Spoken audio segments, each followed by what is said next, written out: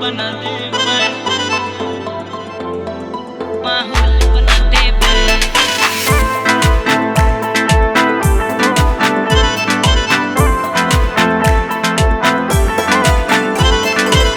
देवलोक के माई तू दुलारी बाड़ू हो, हमनी के माई महातारी बाड़ू हो, हमनी के माई महातारी बाड़ू हो।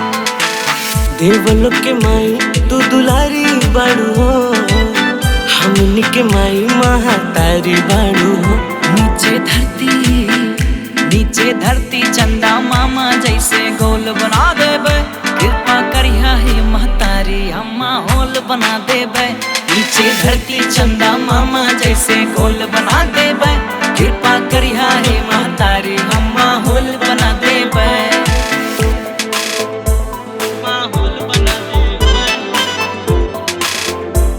माहौल बना देबे।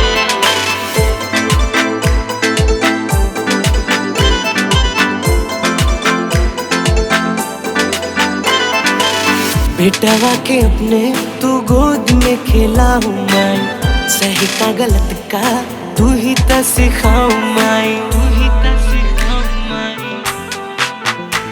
सुनाना मोरी बतिया हाउ तू माई मोरी, माफ का दा हमके करी ले हाथ जोरी।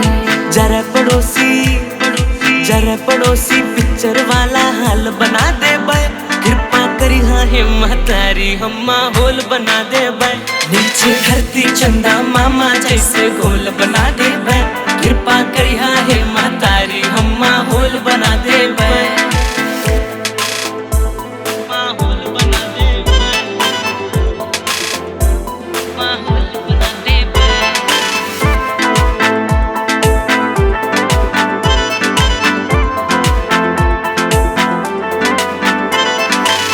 तू ही महतारी हमर दुनिया जहान बाड़ू, हमारी लमाई बस तू ही भगवान बाड़ू, तू ही भगवान बाड़ू।